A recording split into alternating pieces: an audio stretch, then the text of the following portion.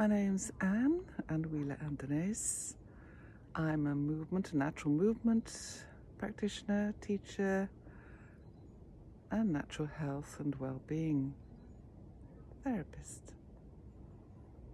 I enjoy working with the harmony of nature and ourselves.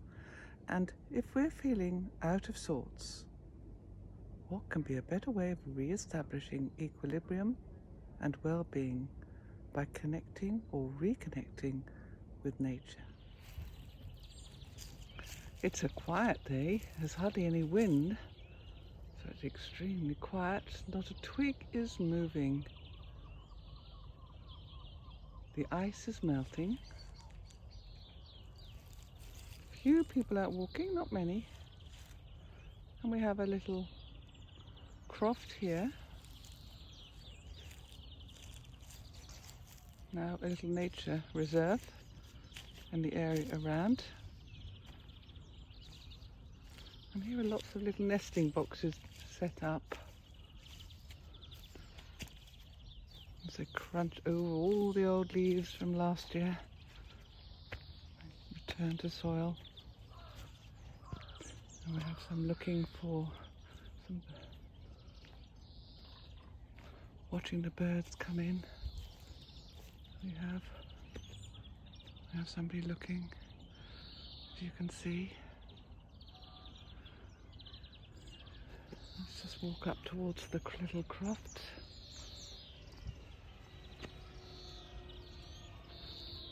The fences will be coming up soon, or not soon, a little bit later when there's some grass to eat. It's not full of any nutrition at the moment, I'm afraid, as you can see. Not much green, not much colour yet, just the earth colours. Lots of catkins up there. I can feel it already in my eyes. I tend to get itchy eyes and nose. I can feel we're going in that direction. Here we have a little playground. The kids love swinging here on the branches. And we do insect hunts and plants growing along the coastline here. So I think hopefully this year there'll be some activity despite the restrictions which we still have here. And I'll be carrying on down in a moment, down towards, through a little path. A lot of the plants here, some of the plants here have come from the monks, which planted in the fjord. There's a monastery in Ireland, and we have some hops, for example. There's one down here somewhere. And wild asparagus I've also found. So it's quite fun to come during the summer looking for the plants. Lots of long seagrass. What else can we find, I wonder? You have to look up. When you go walking, look up and look down. Stop and just smell. And I'll have a look at this. Amazing how nature entwines itself around. I love the spirals, the shapes as we grow. I do a lot of that in my teaching when I'm doing movement teaching. I look to nature for all the shapes and the way things grow and move. With plants, trees and animals, and get inspired by all the different ways we are able to evolve and move ourselves. We are no different, really. We're part of the same whole. And here we have a lovely old skin on here, lovely old bark. This old birch tree. This is an old birch. I've got a bit of elephant skin. All the old roots going down towards the water. I just love how these plants, and you can see it this time of the year so well before the foliage. Let's see how it all, the weather, the growth, where the moisture is, all shows in the plant. There we have a nesting box, I see, on this tree here. Some of them are lovely trees to climb in. It's like a tunnel of trees. Been a few storms in the winter, I think. It's the first time I've been down here through this path since the snow. So, and where I'm standing now is an old burial ground from the Iron Age. So there was an Iron Age settlement here.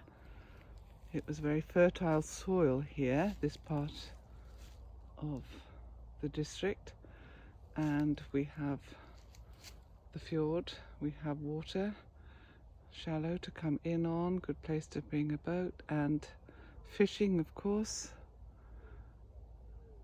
So here they would have lived and got plenty of food.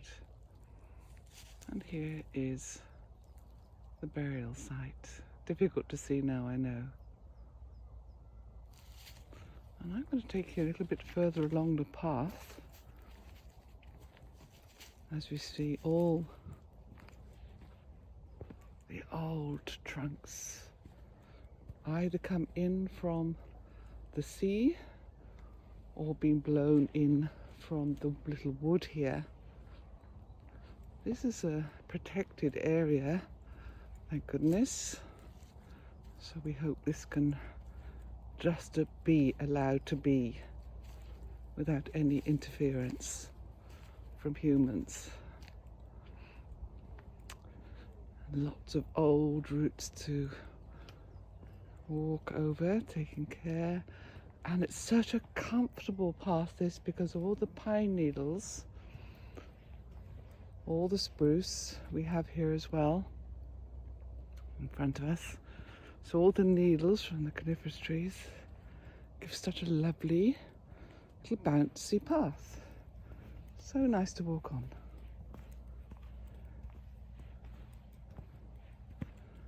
And here, there's a lovely old root or branch left from a poor blown down tree. And it's going to get across this flooded little bit. I think we can make some bridges here with the natural undergrowth and woods and leaves.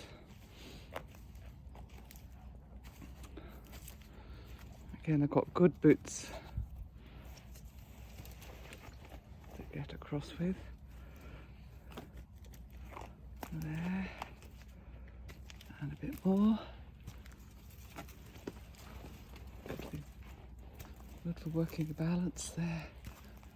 And back through. It's a lovely place to sit and contemplate quietly. I'm going over to a little piece of trunk here. I have a few stopping off places. And there we are, looking out down the fjord.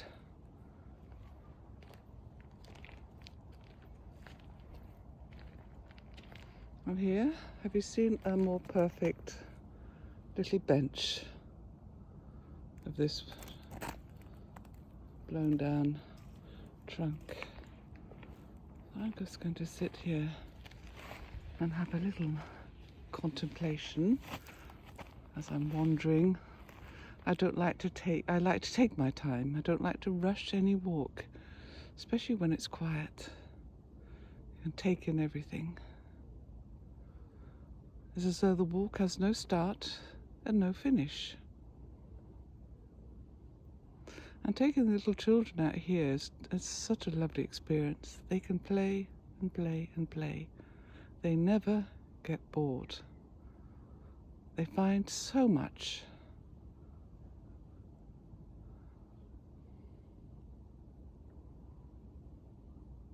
We have a buzz in the background. We know we're not far away from civilization. We're near the big city, really.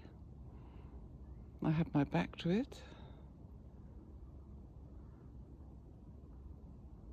And I can feel I can be at one with the nature and the rhythm of the nature, because more peaceful than this, I think, is difficult to find, as we're in that transition between winter and spring. It's so low, it is just hanging in the air. You're in the waiting room,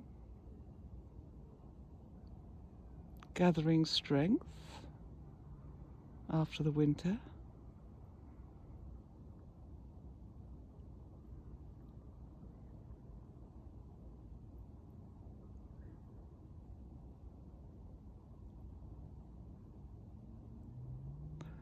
And you can feel totally at peace, both with oneself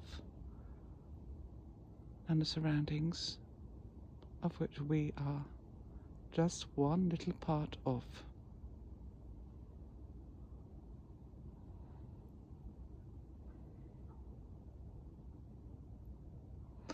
Where is your little quiet space? Are you able to find a little quiet space where you can wander and observe and smell and touch? It doesn't have to be big, but it's amazing what you can find if you allow yourself.